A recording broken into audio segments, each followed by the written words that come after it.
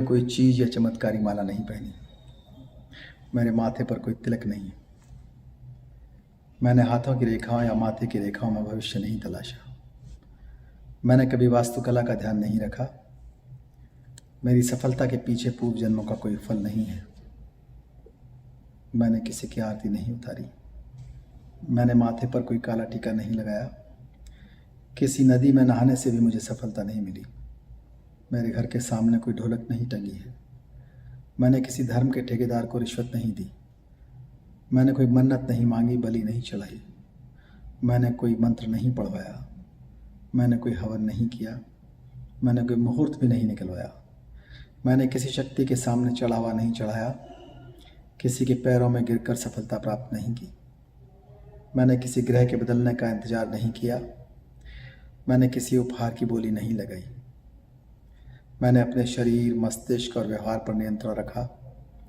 मैंने जीवन में बचपन से ही कड़ी मेहनत की, पढ़ाई की, खूब रुचि और गंभीरता से पढ़ने वाला विद्यार्थी रहा।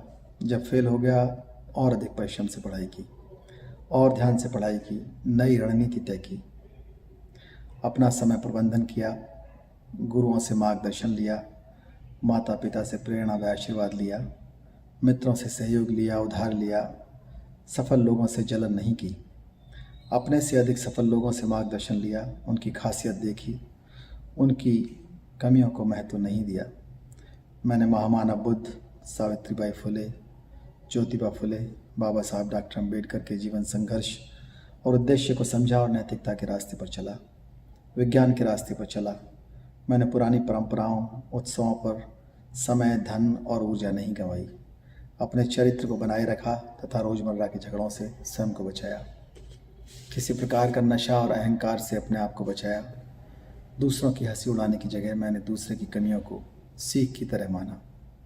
मैंने बाबा साहब के बनाए हुए संविधान द्वारा प्रदत्त जो अधिकार है प्रतिनिधित्व का, उसे लिया। मैं जो भी कुछ हूँ बाबा साहब डॉक्टर अम्बेडकर के कारण हूँ।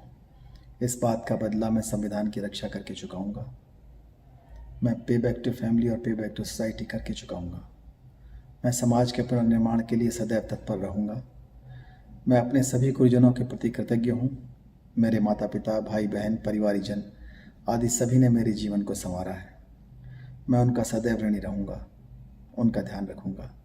साथ ही मैं अपने परिचितों, मित्रों, छोटे बच्चों, विद्यार्थियों से यह अपील करता हूँ कि वह किसी अंधविश्वास के भ्रम में न पड़कर